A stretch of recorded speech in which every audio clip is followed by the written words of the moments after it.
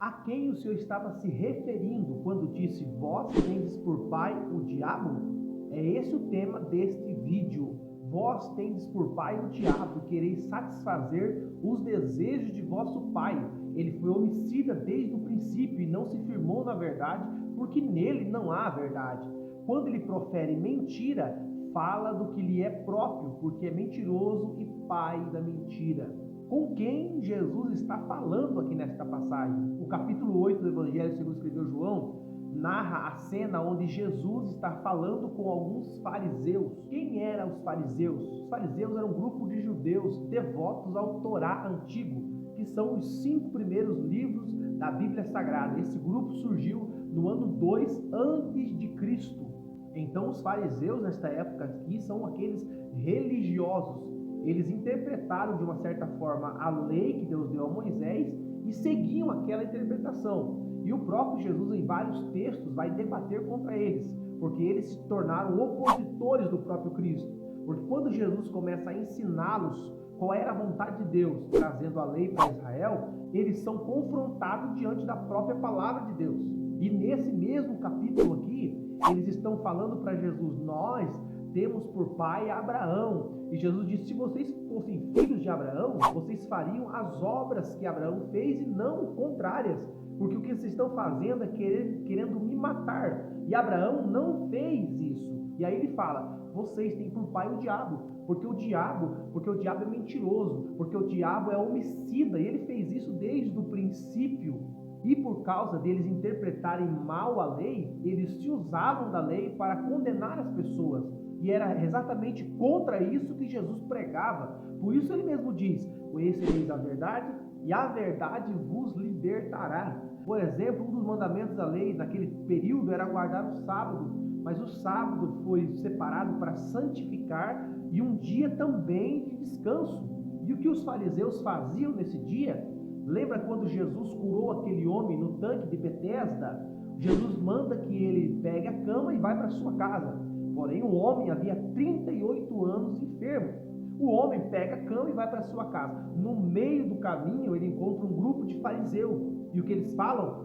Não é lícito carregar a cama num sábado. Eles não estão nem aí se aquele homem foi curado. O problema para eles aqui é que o homem não podia carregar a cama. A Bíblia também relata um milagre que Jesus fez na sinagoga. Havia uma mulher que há 18 anos estava encurvada. E chegando na sinagoga, Jesus a curou, a libertou.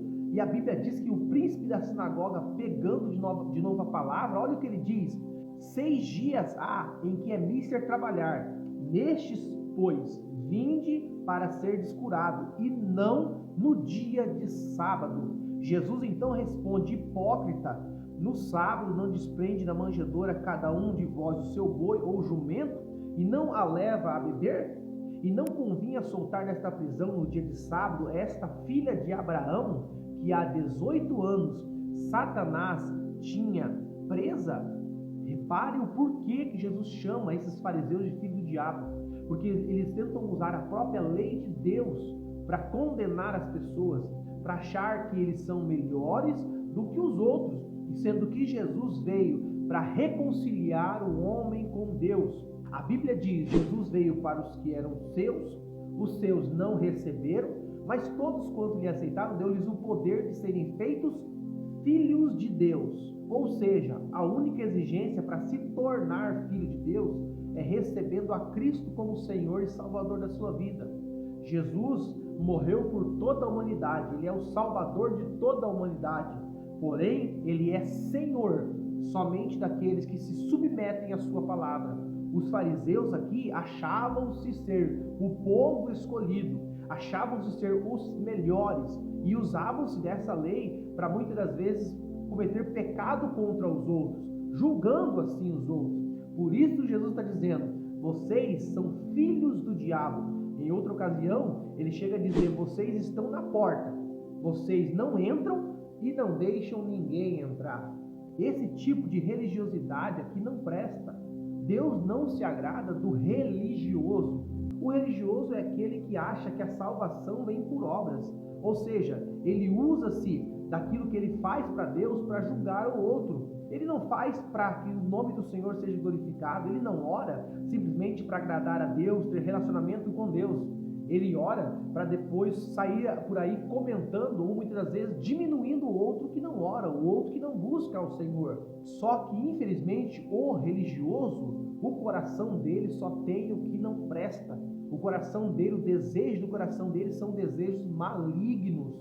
O próprio Senhor está dizendo para os fariseus aqui: o coração de vocês é mau, porque vocês querem me matar. Ou seja, Jesus, conhecendo o coração deles, vendo eles e conhecendo o coração deles, ele podia falar isso. E ele disse: o coração de vocês está cheio de homicídio.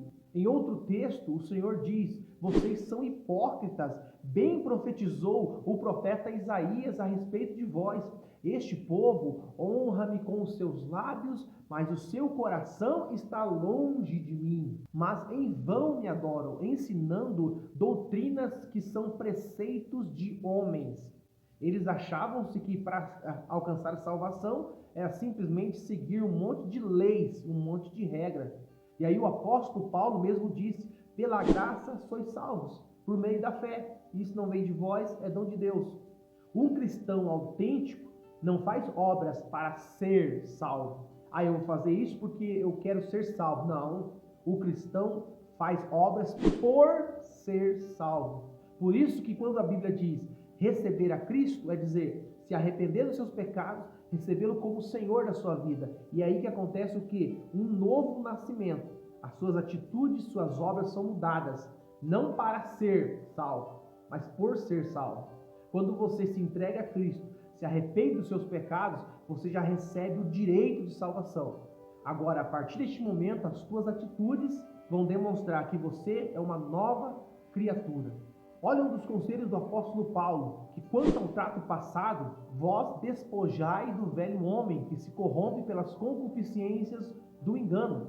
Ele mesmo continua o ensino dizendo, toda amargura, ira, cólera, gritaria, blasfêmia e toda malícia seja tirada de vós. Antes, sede uns para com os outros benignos, misericordiosos, perdoando-vos uns aos outros, como também Cristo vos perdoou. Ele está falando aqui do novo nascimento. Quando a pessoa de fato tem um encontro com Deus, ele precisa se revestir do novo homem. Mas antes de se revestir do novo, ele precisa se despojar, tirar velhos hábitos que não agradam a Deus. Quando os fariseus tentam contestar o que Jesus prega, novamente eles olham para os discípulos e ele diz assim, os seus discípulos, eles comem sem lavar as mãos. Ou seja, eles estão dizendo que os discípulos estão pecando porque estão comendo sem lavar as mãos. Aí Jesus mais uma vez dá uma lição de moral nesses religiosos, dizendo que contamina o homem não é o que entra pela boca, mas o que sai. Ou seja, os fariseus estão condenando os discípulos por comerem sem lavar as mãos, mas o desejo do coração deles são malignos, o desejo do coração deles são sempre maus. Ao invés deles usarem a sabedoria ou o entendimento que eles receberam na lei de Moisés e aplicar isso para o lado bom, para ajudar as pessoas, eles se usavam desse entendimento para acusar as pessoas, para condenar as pessoas. Então, por isso que o religioso, ele não é filho de Deus, porque ele usa o seu conhecimento para condenar o outro. Olha o que o Senhor Jesus disse, mas o que sai da boca procede do coração, e isso contamina o homem, porque do coração procede os maus pensamentos, mortes, adultério, fornicação, furtos, falsos testemunhos e blasfêmia. Porque quando nós temos pensamentos, a nossa mente é um tribunal, onde se a palavra de Deus domina nossa mente e nosso coração, quando vier um mau pensamento, logo a nossa mente vai descartar aquele pensamento, porque vai colocar ele à luz da palavra de Deus. E se a palavra de Deus reprova aquele tipo de pensamento ou desejo, o pensamento ou a mente vai jogar fora aquele desejo. Porém, se a nossa vida, se a nossa mente não estiver guardada pela palavra, esse mau pensamento desce para o coração. E quando ele desce para o coração, ele se torna pecado. Porque uma vez que o pensamento mau desce para o coração, a pessoa fará de tudo para de fato consumar aquele desejo. O próprio apóstolo João diz que aquele que comete pecado, ele é do diabo, porque o diabo peca desde o princípio. E foi para isso que o Filho de Deus se manifestou, para desfazer as obras do diabo. porque qualquer que é nascido de Deus não comete pecado, porque a sua semente permanece nele e não pode pecar, porque ele é nascido de Deus. Nisto são manifestos os filhos de Deus e os filhos do diabo. Qualquer que não pratica a justiça e não ama a seu irmão não é de Deus, porque esta é a mensagem que ouviste desde o princípio, que nos amemos uns aos outros, não como Caim, que era do maligno e matou o seu irmão. Mas e por que causa matou o seu irmão? Porque as suas obras eram más e as do seu irmão eram justas. Quando João está dizendo aqui que quem comete pecado é do diabo, ele não está dizendo daquele pecado acidental na vida do cristão. Ele está dizendo aquele pecado contínuo. É quando a pessoa, por exemplo, como os fariseus, eles sabiam o que é certo e o que é errado, e eles decidiam fazer o que é errado. E a própria lei, quando um doutor da lei perguntou para o Senhor como ele interpretava a lei, ele disse: a lei é esta, amar a Deus de todo o seu coração, toda a sua alma, todo o seu entendimento. E o segundo mandamento é amar o seu próximo como a ti mesmo. Então, eles entendiam da lei, eles sabiam qual era o propósito da lei, porém eles distorciam a seu bel prazer. E o próprio texto diz aqui que nós temos que amar o nosso irmão, não como Caim, porque o texto diz que Caim, ele era do maligno. Porque se você ler o texto do capítulo 4 de Gênesis, você vai ver que quando eles ofereceram sacrifício para Deus, Deus recebeu de Abel e não recebeu de Caim. O que acontece depois é que Deus aparece para Caim. E o Senhor diz: se fizeste o bem, não haveria aceitação para você? Mas se não fizeste o bem, o pecado já é à porta, e sobre ti te dominará. Ou seja, Deus está alertando Caim para que aquele mal não domine a vida dele. O que ele faz? Ele simplesmente ignora o que Deus tem a falar. Ele simplesmente deixa Deus falando praticamente sozinho. E o que acontece depois é que ele se ira fortemente com o irmão e mata o seu irmão.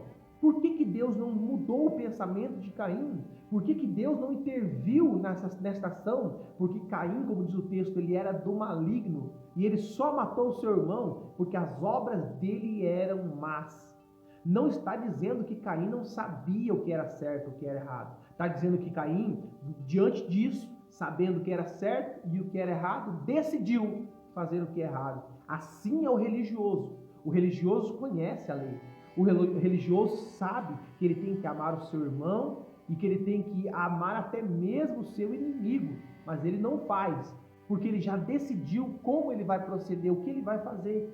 Porém, o cristão verdadeiro, a Bíblia ensina que aquele que está em Jesus ou nele, também deve andar como ele andou.